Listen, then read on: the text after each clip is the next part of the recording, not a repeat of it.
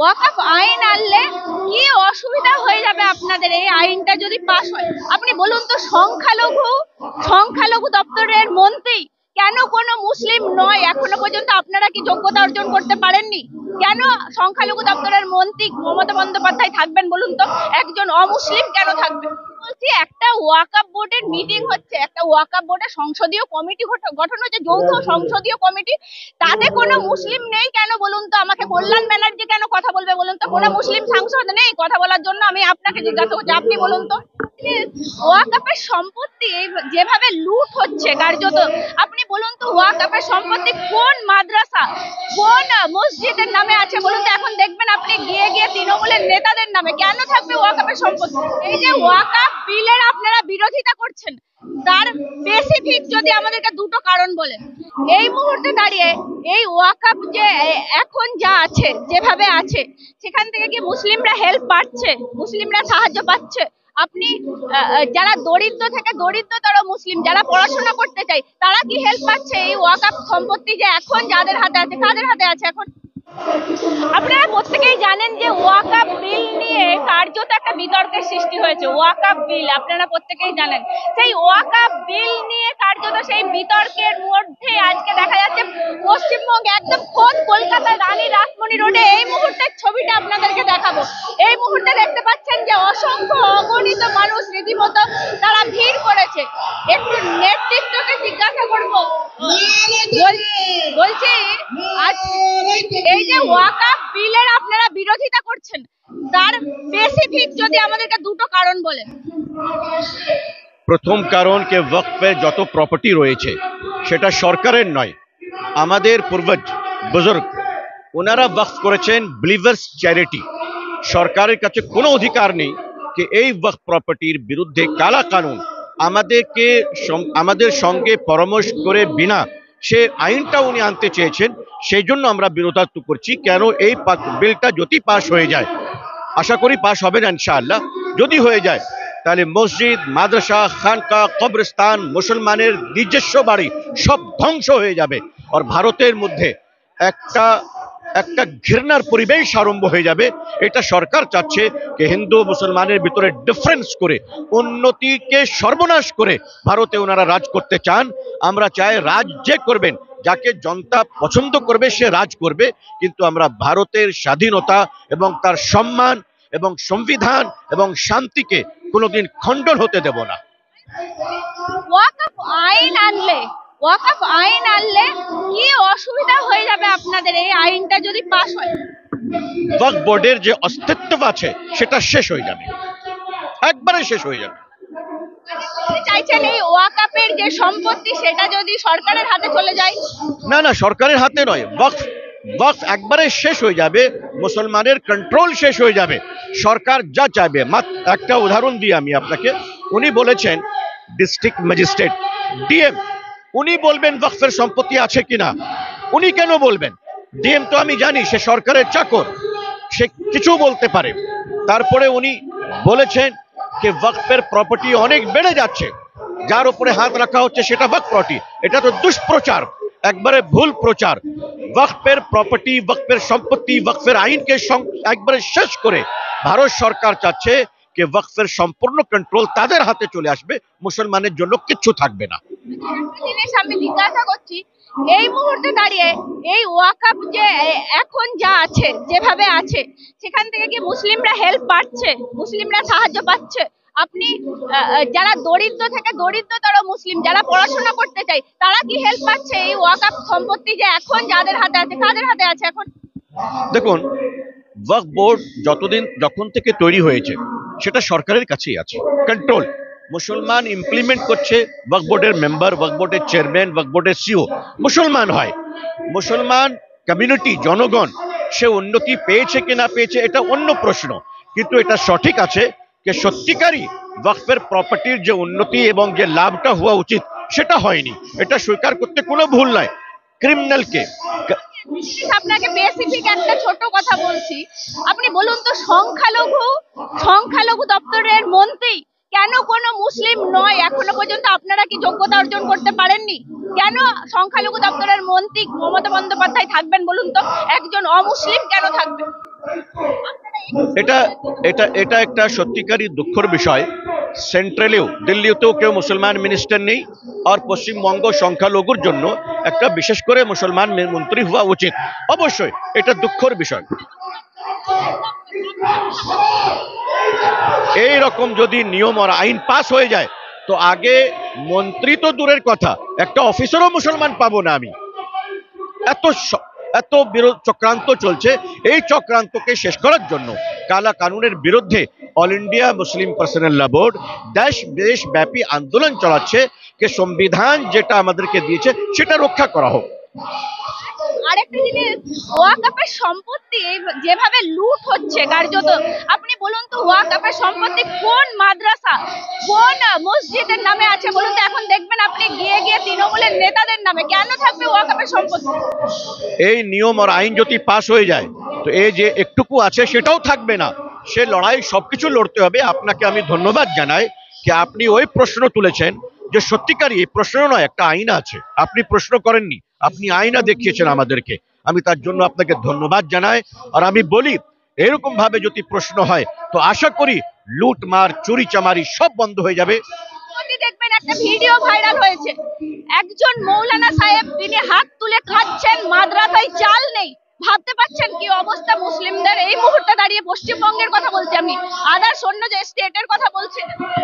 আমি আমার প্রিয় বোন আপনার সঙ্গে একমত। আপনাকে ধন্যবাদ জানাই। আপনি কি নাম আপনার? গতিনুর রহমান। আমি আপনাকে ধন্যবাদ জানাই, আপনি এত সুন্দর প্রশ্ন করেছেন যে এই নিয়মটাও বাতিল করতে হবে যেটা সরকার আনতে চায়। আর ওয়াকফ বোর্ডে যে করাপশন রয়েছে, সে করাপশনটাকেও আইন মাধ্যমে শেষ করতে হবে। আর ওয়াকফ বোর্ডের যে লক্ষ লক্ষ একর জমি রয়েছে, সেটা থাকা সত্ত্বেও মুসলমান, অবশ্যই অবশ্যই অবশ্যই সেটা থাকা সত্ত্বেও মুসলমান ঝোপড়পট্টিতে, গলিতে, ব্রিজের নিচে থাকছে। এই অত্যাচারটাও এবং এই অন্যায়টাও শেষ করতে হবে। তার বিরুদ্ধে আন্দোলনটা আরম্ভ করেছি। আশা করি আপনাদের সহযোগিতায় আস্তে আস্তে আমরা কিছু কাবু পাবো ইনশাআল্লাহ। শহীদ মিনারে আপনারা কেন এই সভাটা করার সুযোগ পেলেন না? যেহেতু আমি বলছি 30% মুসলিম আমাদের এই পশ্চিমবঙ্গে, তাহলে আপনাদেরকে কেন গ্রহণযোগ্যতা দেওয়া হলো না? আপনাদেরকে ওই জায়গাটা কেন দেওয়া হলো না? এটা সত্যিকারই প্রশাসন শেষ সময়ে আমাদেরকে শহীদ মিনার না দিয়ে আমাদেরকে দুঃখিত করেছে। আশা করি ভবিষ্যতে এরকম ওনারা ভুল করবেন না। কিন্তু এটা সত্যিকারই আমাদের সঙ্গে একটা ইনসাল্ট করা হয়েছে প্রশাসনের তরফ থেকে, সরকারের তরফ থেকে। এটা একটা ইনসাল্ট আমি মনে করি। আজকে কলকাতার রাজপথটা দেখে আপনারা অনেকেই হয়তো চমকে যাবেন, কলকাতার রাজপথটা দেখে অনেকেরই হয়তো ভালো লাগাও থাকবে, কিন্তু কলকাতার রাজপথ আজকে এই অবস্থা কেন? কিসের জন্য কলকাতার রাজপথে আজকে এই রকম ভাবে আপনাদেরকে নামতে হলো? নরেন্দ্র মোদী সরকার বারবার সংখ্যালঘু মুসলমানদের খুঁচিয়ে তুলছে। তাদের সমস্ত সাংবিধানিক অধিকার, তাদের শিক্ষার অধিকার, এমনকি ওয়াকফ নিজস্ব সম্পত্তি, সেগুলো কেড়ে নেওয়ারও একটা ষড়যন্ত্র চলছে। ফলে মুসলমানরা ঘরে শুয়ে থাকবে না। যে মুসলমান আন্দোলন করে ইংরেজকে তাড়িয়েছে, সে মুসলমানের অধিকারে হস্তক্ষেপ হলে তারা তো রাস্তায় নামবে। ওয়াকফ সম্পত্তি, ওয়াকফ বিলের বিরোধিতা করছেন, কিন্তু ওয়াকফ এই সম্পত্তিটা এখন যাদের হাতে আছে, প্রকৃত মুসলিমের উন্নতি হচ্ছে এখন? ওয়াকফ সম্পত্তি দিয়ে প্রকৃত উন্নতি হচ্ছে না, আমি আপনার সাথে একমত। কিন্তু সেই সম্পত্তিটার উন্নয়নের জন্য যে সিস্টেমটা আছে সেটা বদলানো দরকার।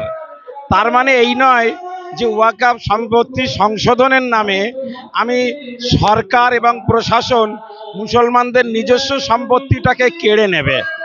বোর্ডের মধ্যে সরকার, বিজেপি এবং গেরুয়া শক্তি তাদের লোকেদের বসিয়ে দেবে, এটা কোনোভাবে কাম্য নয়। আমরা যেমন মসজিদ কমিটিতে বসতে, মন্দির কমিটিতে অনুপ্রবেশকে মানি না কোনো মুসলমানদের অমুসলমানদের, তেমন আমরা কোনোভাবেই আমরা চাই না যে মসজিদের এবং ওয়াকফ সম্পত্তির মধ্যে, যেটা মুসলমানদের নিজস্ব সম্পত্তি, সেখানে অমুসলিমদের হস্তক্ষেপ, এটা আমরা চাই। ওয়াকফ সম্পত্তিটা এতদিন যাদের হাতে আছে, কি মুসলিমদের উন্নতি হয়েছে? আমাকে একটু একটা উদাহরণ দিন না। নরেন্দ্র মোদীর আমি বলে নিই, বিভিন্ন রাজ্যে তো বিজেপিও ক্ষমতায় আছে। যে বিল, যে ওয়াকাফ আইন আছে, সেই আইন দিয়ে পশ্চিমবাংলার যে আইন আছে গোটা ভারতবর্ষে, সেই আইন দিয়ে তো ওয়াকাফ সম্পত্তির উন্নয়ন করা যায়। আমি হয়তো কিছুক্ষণের জন্য আপনি যদি বলেন যে অবিজেপি সরকারগুলো করেনি, তাহলে বিজেপি শাসিত রাজ্যগুলোতে ওয়াকাফ বোর্ডের সরকার মডেল হিসাবে, পাইলট প্রজেক্ট হিসাবে কিছু রাজ্যে কি ওয়াকাফ সম্পত্তির উন্নয়ন করাতে পেরেছে মোদী সরকার, বিজেপিরা? আমি একটা উদাহরণ দিতে পারি। সাচার কমিটির যা রিপোর্ট আছে আপনাকে বলতে পারি, 32% মাত্র পশ্চিমবঙ্গে এই ওয়াকফ বোর্ড থেকে মুসলিমরা হেল্প পায়। 32%। সেটা যদি আপনি উত্তরপ্রদেশ দেখেন, সেখানে 82%। কেন হবে বলুন তো এরকম? আসলে ওয়াকাফ, আমরা সেই জন্যই তো বামফ্রন্টকে তাড়িয়ে দিয়েছিলাম। কেননা মমতা বন্দ্যোপাধ্যায় বলেছিলেন তিনি পশ্চিমবাংলার এবং বিশেষ করে কলকাতার ওয়াকাফ সম্পত্তিগুলোকে জবরদখল মুক্ত করবেন, সিবিআইকে দিয়ে তদন্ত করাবেন এবং তার থেকে অর্থনৈতিক উন্নয়ন যেটা করানো, জবরদখল করানো, সেগুলো করবেন। জলের দরে বিক্রি হয়েছে, কিছু করেনি। তার জন্য মমতা বন্দ্যোপাধ্যায়কে আমরা প্রশংসা করছি না, তার জন্য মমতা বন্দ্যোপাধ্যায়কেও দায়ী করছি। তার মানে এই নয় যে সেই সম্পত্তি এখন চুরি হচ্ছে, এরপরে টোটালটাই সরকার হস্তগত করে নেবে। এরপর টোটাল মুসলিম যে ওয়াকাফ বোর্ড, সেই বোর্ডে মুসলমান প্রতিনিধিদেরকেই সংখ্যালঘু করে দেওয়া হবে। আমরা এটা চাই। তৃণমূল কংগ্রেসের তরফ থেকে রীতিমতো বেশিরভাগ ভোট তো যেটা এই যে এত মানুষ বেশিরভাগ ভোট তৃণমূল কংগ্রেসের দিকে যায়, তাহলে তারা বয়কট করছে কেন? সংসদে গিয়ে আসল কথাটা বলছে না কেন? আমরা বলিষ্ঠভাবে বলেছি, তৃণমূল কংগ্রেস বিগত দিনে 370 ধারা বয়কট করেছে, বিগত দিনে তারা তালাক বিল বয়কট করেছে। বয়কটের নাটকটা আর দেখতে চাই না। এবার ওয়াকাফ বিল নিয়ে ইতিমধ্যে তারা পার্লামেন্টে সোচ্চার হয়েছে, কিন্তু যতক্ষণ বিলটা পার্লামেন্ট থেকে খারিজ না হচ্ছে ততক্ষণ এই বিলের বিপক্ষে তৃণমূলকে বিজেপির চোখে চোখ রেখে বুক চিতিয়ে লড়াই করতে হবে, প্রশ্ন করতে হবে। বয়কট মানে হেরে চলে আসা, বয়কট মানে পরোক্ষভাবে বিজেপিকে সহযোগিতা করে দেওয়া। বিজেপির এই তৃণমূলের এই ভূমিকা আমরা দেখতে চাইছি না। বলছি, একটা ওয়াকফ বোর্ডের মিটিং হচ্ছে, একটা ওয়াকফ বোর্ডের সংসদীয় কমিটি গঠন হচ্ছে, যৌথ সংসদীয় কমিটি। তাতে কোনো মুসলিম নেই কেন বলুন তো? আমাকে কল্যাণ ব্যানার্জি কেন কথা বলবে বলুন তো? কোনো মুসলিম সাংসদ নেই কথা বলার জন্য? আমি আপনাকে জিজ্ঞাসা করছি, আপনি বলুন তো। অবশ্যই আছেন। এখন তৃণমূল কংগ্রেসের যারা পার্লামেন্টের দায়িত্বে আছেন, তারা রাজ্যসভার প্রতিনিধি হিসাবে সাংসদ নাদিমুল হককে পাঠিয়েছেন। কিন্তু দুর্ভাগ্যজনক, যতগুলো মিটিং হয়েছে তার 50% মিটিংয়ে নাদিমুল হক যাননি এবং কল্যাণ ব্যানার্জিকে পাঠানো হয়েছে, হয়তো এই জন্য যে তিনি আইনটা বোঝেন, তিনি আইনের লোক। কিন্তু তিনি লড়াই করেছেন, কিন্তু এখন যেভাবে লড়াই থেকে সরে আসার কথা বলছেন, আমরা এটাকে সমর্থন করছি না। আমরা তাদের উদ্দেশ্যকে, আমরা কল্যাণ বন্দ্যোপাধ্যায়ের এই ঘোষণার মধ্যে কোনো অভিসন্ধি খুঁজে পাচ্ছি। আমি বলছি আপনাদেরকে, রীতিমতো আমি বলছি মমতা বন্দ্যোপাধ্যায়, আপনি বলছিলেন স্টেজে, কেন সময় দিচ্ছে না কেন? আপনাদের আবেগটা কি উনি বুঝতে পারছেন না? আমি নিজে all India Muslim personal law বোর্ডের জেনারেল সেক্রেটারি চিঠি নিজে একাধিকবার পাঠিয়েছি। দেখুন, বিজেপির শরিক দল এনডিএ, নীতিশ কুমার, চন্দ্রবাবু নাইডু, তারা পার্সোনাল ল বোর্ডের সঙ্গে দেখা করেছেন। কিন্তু বিজেপি বিরোধী শক্তি হিসাবে আমরা যাদেরকে ভোট দিয়ে নির্বাচিত করছি, তারা মুসলিম পার্সোনাল ল বোর্ডকে ভয় করছে? এটা কখনো হতে পারে? এই নিয়ে আজকের মেসেজ দেওয়া হচ্ছে। আগামী 23 এবং 24 November all India Muslim personal law বোর্ডের সর্বভারতীয় কনফারেন্স আছে ব্যাঙ্গালোরে।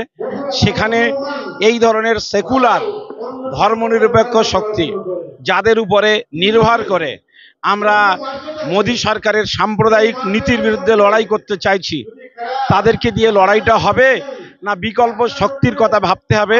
এটা ব্যাঙ্গালোর থেকে আগামী 23 এবং 24 নভেম্বরের কনফারেন্স থেকেই আমরা কথা বলবো। শহীদ মিনার পেলেন না কেন? শহীদ মিনার কেন দেওয়া হলো না আপনাদেরকে?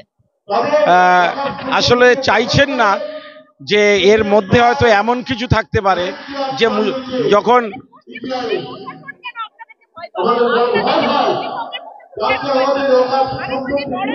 আসলে কিন্তু আমার কি অধিকার নেই শহীদ মিনারে সভা করার? আমাকে কেন শহীদ মিনারে সভা করার পারমিশন অনুমতি দেওয়া হবে না? এবং গতকালকে সন্ধ্যাবেলা চিঠি দিয়ে বলা হচ্ছে যে আপনাদের শহীদ মিনার দেওয়া যাচ্ছে না, আপনাদের রানী রাসমণিতে সভা করতে হবে। যাতে করে সভা করার জন্যে আজকে কলকাতার যানজট হয়েছে, আমাদের সব কর্মীরা এখানে চার ফলে পৌঁছাতে পারেনি, কলকাতার সাধারণ মানুষের ভোগান্তি হচ্ছে, এটা আমরা চাই না। বোর্ডের বিলের বিরোধিতা করলেন, তেমন একটা বিরোধিতা করবেন কি সংখ্যালঘু মন্ত্রী কেন মুসলিম নয়? আসলে ভারতবর্ষে একটা বৃহত্তর গণতান্ত্রিক দেশ,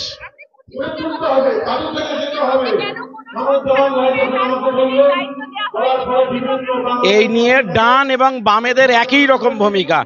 সংখ্যালঘুদের কাজ করার জন্য বাম এবং ডান কেউই সংখ্যালঘুদের পছন্দ করে না।